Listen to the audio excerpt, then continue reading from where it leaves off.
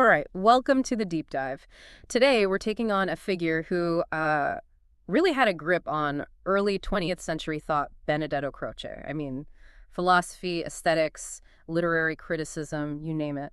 And maybe this hits home for our philosophy folks out there, but it's wild how, like, his star kind of dimmed so fast after World War II, you know? Yeah, it's a real head scratcher, that shift in his intellectual standing. You got to remember the scene he was coming up in, though, in Italy, real heavy on that empiricist positivism, which was a whole different ball game from, say, the post-Hegelian idealism that had England in its grasp. Totally. So for you listening, especially if you've like wrestled with questions of art, expression, or even just like the nature of reality itself, hmm we're going to really dig into what I think is Croce's most like juicy contribution, his take on art as expression. It's unique to say the least. Our mission here is to kind of unpack this core idea, seeing where it fits in his whole philosophical system, but also trying to appreciate what makes it tick on its own. To do that, we'll start with the basics, Croce's philosophy of spirit, and see where aesthetics fits into the puzzle.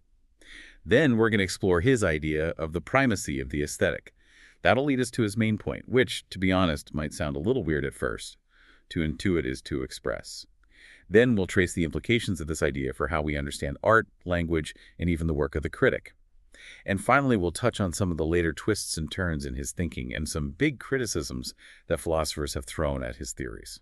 Okay, so before we zero in on art, let's paint a picture of the philosophical world Croce was dealing with. He was trying to find that middle ground between what he saw as the extremes of, on the one hand, transcendentalism, where the world we experience is kind of secondary, and on the other hand, sensationalism, which is all about those like fleeting senses and nothing more. He landed on this idea of immanentism, saying that it's lived human experience that's the real deal concrete, not just some shadow play. Spot on. And from there, Croce built his framework of the four domains of spirit or mind, if you prefer. First up is the aesthetic, all about beauty, and zeroed in on those unique, particular things he calls intuitions. Then comes logic, the realm of truth, working through concepts and universals. The practical side then splits into two. The economic, which is about usefulness and vitality, and the ethical, or moral, guided by the good. What's crucial for us philosophy nerds is that for Croce, the aesthetic is how we first meet the world in all its like raw individuality. It's not just one domain among many. It's the foundation, the ground floor.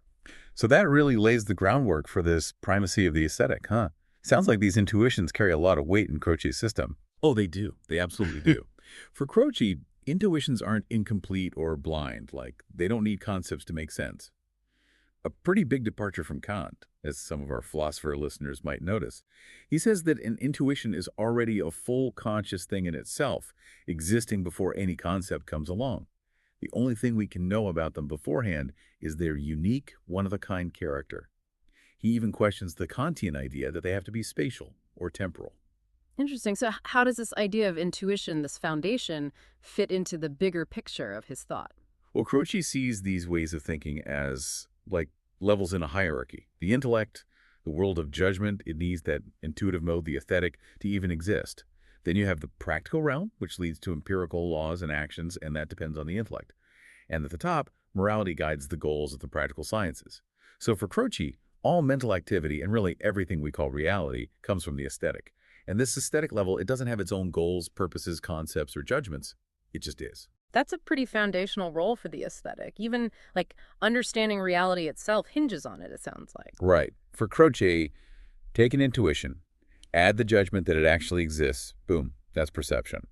But the intuition itself, at first, it doesn't have that judgment.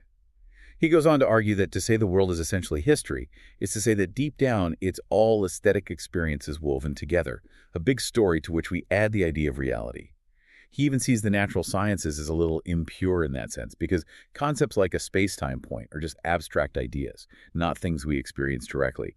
He calls them pseudo-concepts, coming from our need to do things rather than pure knowledge. So most of the everyday concepts we use, like house, reptile, tree, he'd lump those in with the pseudo-concepts too. Exactly. He sees them as just groups or generalizations we make for convenience, not reaching true knowledge like what he calls pure concepts. These pure concepts, things like finality, quality, beauty, they're special because they're expressive, universal, and concrete, and they get that way through what he calls a priori synthesis. He argues that every experience has these three qualities built in. Expressiveness is how the intuition shows itself. Universality is how it makes sense to us, and concreteness is its specific, unique existence. This is a pretty different way of thinking about concepts than we usually see in philosophy, huh? And you mentioned a difference with how Collingwood and Russell thought about those building blocks of intuition, right? Yeah, Collingwood, following Russell's lead, saw intuitions as built from sense data, those basic bits of sensory info. But Croce was like, nope, the intuition is one whole, can't break it down.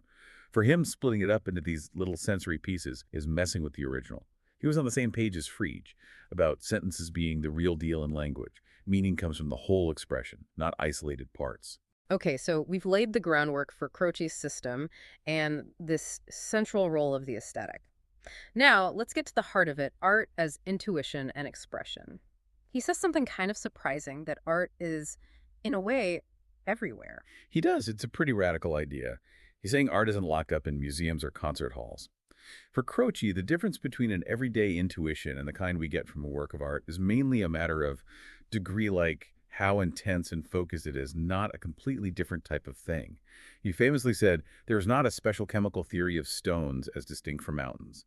In the same way, there is not a science of lesser intuition as distinct from a science of greater intuition, nor one of ordinary intuition as distinct from artistic intuition. The point is that all intuitions, to some extent, have the same qualities we find in art, just turned up to 11 in artistic intuitions. That sets the stage for his big idea. To intuit is to express. Now, for a lot of philosophers, that's not going to be obvious right off the bat. What's he getting at with this kind of paradoxical statement? Yeah, you got to think about it within his idealist framework, where basically everything is in the mind. So for Croce, a work of art is, at its core, a mental thing, an idea, like our thoughts or what we imagine. But he goes further, saying that even if you're hardcore about the mind-body split, the artwork is still mostly mental, living in that active intuition. It's got this double ideality. This kind of echoes some of Russell's stuff about perception being relative to sense data. The artistic qualities we see depend on who's seeing them. So when we talk about them, we're really talking about our own mental experience. So intuition here isn't just passively taking in information. It's an active mental event, right? Right. It's forming a representation, imagining, inventing, envisioning, contemplating, not just sitting there and letting stuff hit your senses. And this brings us to a key idea. When someone takes in a work of art, music, poetry, a painting, they're essentially recreating it in their own mind through that same intuitive act. And how does feeling fit into this? We usually think of art as being tied to emotions. For Croce, feeling isn't just those big, obvious emotions we sometimes have. He says it's part of all mental activity, even something as basic as seeing. He actually equates feeling with the will in our minds, covering our thoughts, desires, actions, the whole shebang. So the big test for something to be art is how well its expression holds together, how that underlying will moves as one of the intuition. This is why Croce doesn't make a big deal about the traditional form content split in aesthetics. They're inseparable in the act of intuition. This might answer a question that comes up. What about people who have strong intuitions or feelings but can't express them in a typical artistic way? How can intuition be expression in those cases? Croce tackles this in a couple of ways. First, he says we often think our everyday intuitions are clearer and more complete than they really are. In the hustle and bustle of life, they're fleeting and fuzzy. He says, the world, which as rule we intuit, is a small thing. It consists of small expressions. It is a medley of light and color. Second, if someone is really focused on something, deeply contemplating an object, let's say that focused attention, that internal shaping of the experience, is itself a kind of expression for Croce, even if it doesn't produce something physical like a painting. He does later refine this, though, suggesting that ordinary perception might lack a certain lyrical quality that's the hallmark of true art.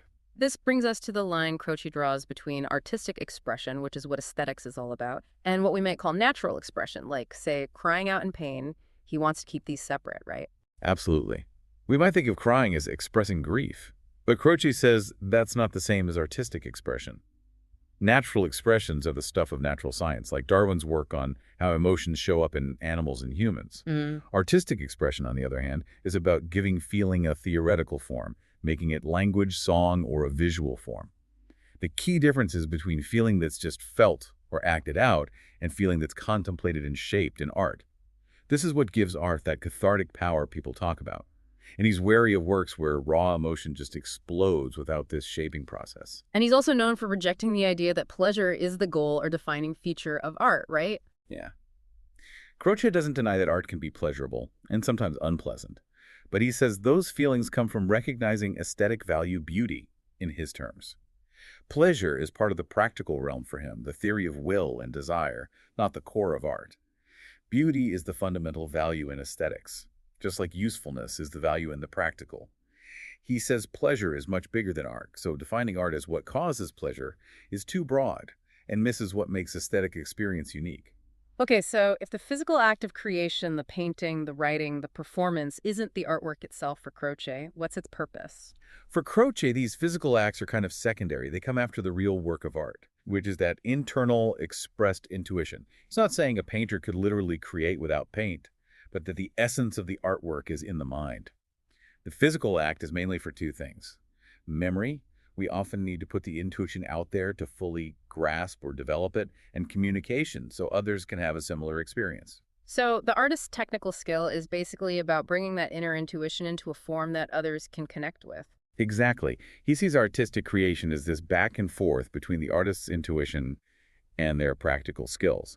If what they make doesn't match the intuition, they'll tweak and adjust. He even defines technique as knowledge at the service of the practical activity directed to producing stimuli to aesthetic reproduction. Indico.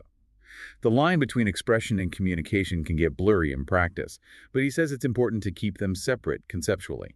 Technique is about communication, not the core of art itself.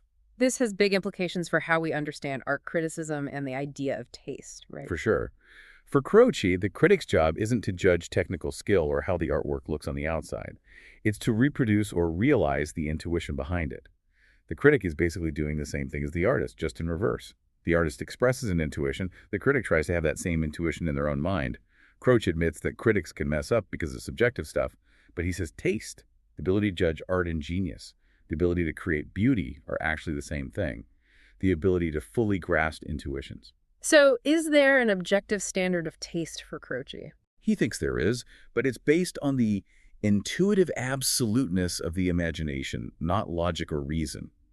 Critics might disagree in practice because of different mental states and external factors, but Croce says historical interpretation can smooth things over time.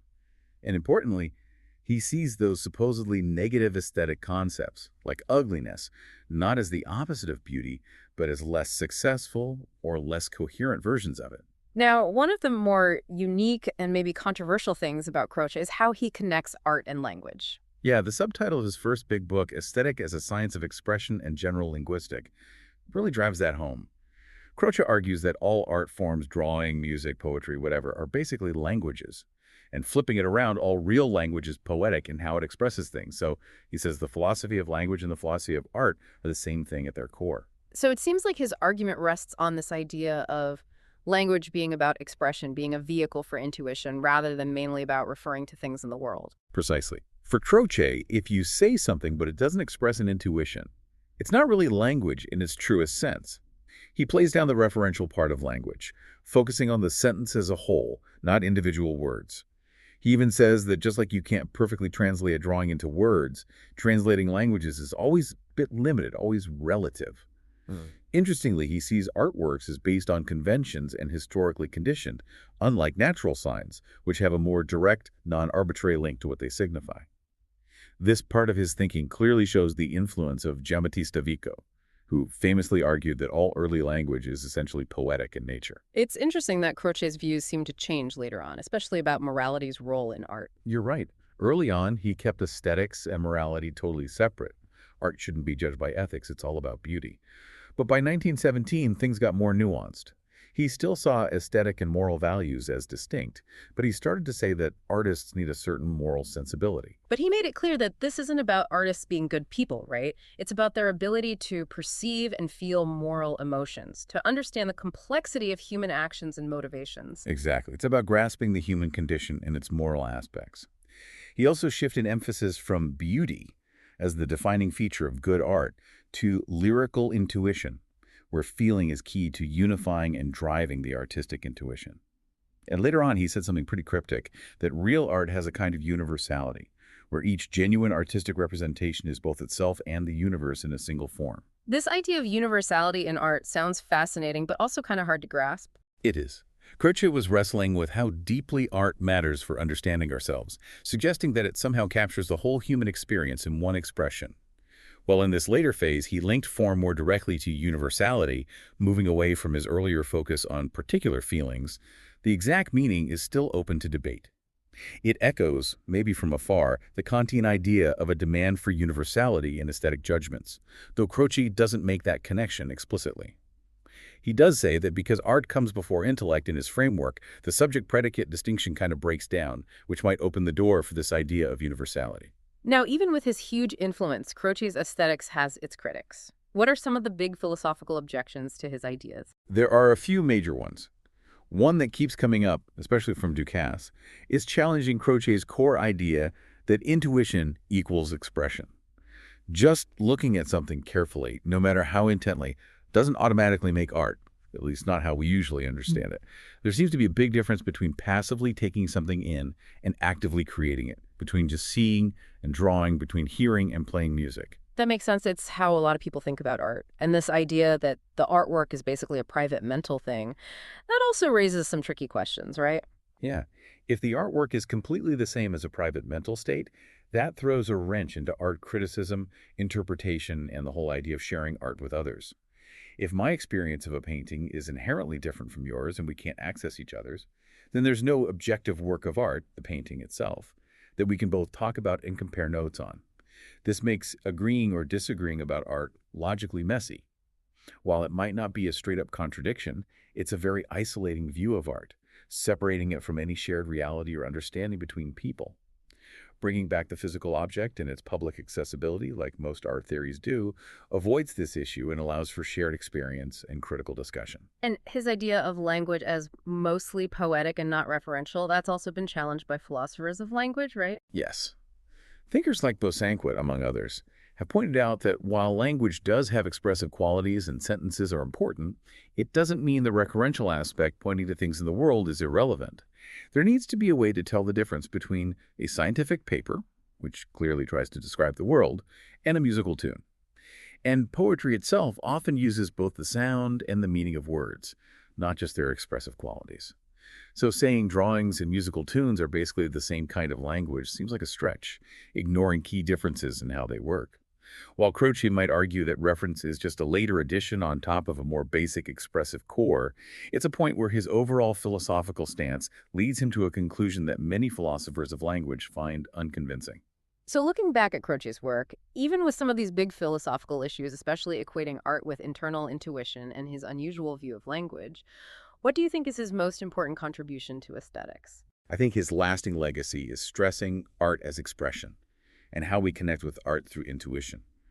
That core idea that art starts from an inner vision or feeling trying to get out still resonates.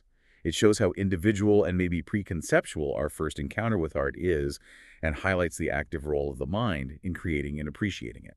And how would you compare his ideas to someone like Collingwood, who's often seen as following in his footsteps? Collingwood agreed with Croce that expressive and aesthetic qualities are everywhere in human experience, but he went deeper into where expressive content comes from, focusing on a detailed theory of emotions rather than abstract form or universality. Collingwood also gave a more systematic argument for why art is different from craft, building on but also going beyond Croce's critique of purely technical art theories. And importantly, Collingwood really looked at the audience's role in the artist's creative process, something Croce didn't really touch on. This has been a really insightful deep dive into the world of Benedetto Croce's aesthetics. It makes you rethink fundamental questions about art and how we experience it. So to leave you, our listener, with something to chew on, if art really lives in that individual act of intuition, like Croce argued, what does that mean for our shared experience and understanding of the art world? Does this focus on individual inner expression end up isolating us in how we appreciate beauty and meaning? Or does it, in a weird way, connect us on a deeper level because we all have that capacity for intuition and expression? It's definitely something to keep thinking about. Thanks for joining us on the Deep Dive.